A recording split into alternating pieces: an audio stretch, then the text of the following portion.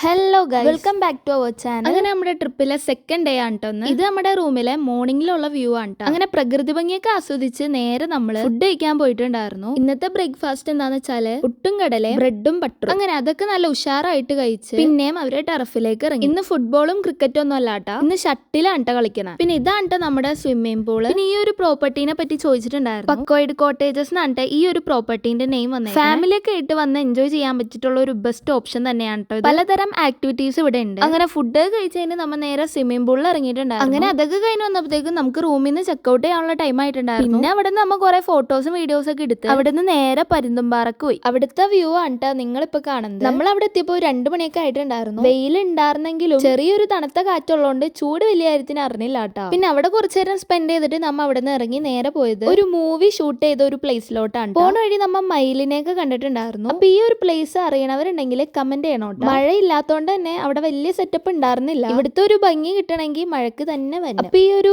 Place അറിയണവരുണ്ടെങ്കിൽ comment ചെയ്യണം കേട്ടോ. നോക്കാലോ ആർക്കൊക്കെ മനസ്സിലായി. അവിടെ നല്ല പൊരിഞ്ഞ വെയിലായോണ്ട് നമ്മ അധികം നേരം അവിടെ നിന്നില്ല. അപ്പൊ തന്നെ നമ്മ അവിടെ നിന്ന് ഇറങ്ങിയിട്ടുണ്ടായിരുന്നു. ആ മാസിട്ട് ഫാർമസിന്ന് ഇറങ്ങി വന്നതാണ്. പോണ വഴി അമ്നാമോക്ക് പനിയുള്ളതുകൊണ്ട് നമ്മ അടുത്തുള്ള ഹോസ്പിറ്റലിൽ കയറിയിട്ടുണ്ടായിരുന്നു. അങ്ങനെ അവിടെ നിന്ന് മരുന്നൊക്കെ വാങ്ങിച്ച് അവിടെ അടുത്തുള്ള ഒരു കടയിൽ കയറി ചായയും കുടിച്ച് നമ്മള് വീണ്ടും വണ്ടി കയറിയിട്ടുണ്ടായിരുന്നു. പിന്നെ അവിടെ നിന്ന് നമ്മ നേരെ പോയത് വാഗമണിലേക്കാണ്. പിന്നെ ഉണ്ടല്ലോ ഇതിന്റെ ഫസ്റ്റ് പാർട്ട് നമ്മുടെ യൂട്യൂബ് ചാനലിൽ അപ്ലോഡ് ചെയ്തിട്ടുണ്ട്. അത് കാണാത്തവരുണ്ടെങ്കിൽ അതൊന്ന് കണ്ട് സപ്പോർട്ട് ചെയ്യണം. അതിൽ നമ്മുടെ റിസോർട്ടിന്റെ വിശേഷങ്ങളൊക്കെയാണ് ഇട്ടേക്കണേ. അപ്പൊ എല്ലാരും ഒന്ന് കണ്ടോക്കണം. പിന്നെ ഇപ്പൊ ഇലക്ഷൻ നടക്കണോണ്ട് അതിന്റേതായ ബ്ലോക്ക് നമ്മുടെ റോട്ടിലും കാണാനുണ്ട് കേട്ടോ. പിന്നെ പോണ വഴി ഏലപ്പാറയിലുള്ള പള്ളിയിൽ കയറി നിസ്കാരവും കഴിഞ്ഞ് നമ്മൾ നേരെ മൊട്ടക്കുന്നിലോട്ടാണ് പോയത്. വൈകുന്നേരം എത്തിയോണ്ട് തന്നെ അവിടെ വെയിലുണ്ടായിരുന്നില്ല, നല്ലൊരു തണുത്ത കാറ്റുണ്ടായിരുന്നു. പിന്നെ അവിടെ നിന്ന് നമ്മ കുറെ ഫോട്ടോസും വീഡിയോസും ഒക്കെ എടുത്തിട്ടുണ്ടായിരുന്നു. അങ്ങനെ റീൽസ് എടുക്കുന്നതിന്റെ ഇടയില് മാമ കളിയാക്കിയപ്പോ ഷാമോള് പിണങ്ങി. കരയണ ഷാമോളെ സമാധാനിപ്പിക്കാൻ മാമി. അങ്ങനെ റീലൊക്കെ എടുത്ത് അവിടെ കുറെ നേരം ടൈം സ്പെൻഡ് ചെയ്തു. പിന്നെ അവിടെ നിന്ന് ഇറങ്ങി.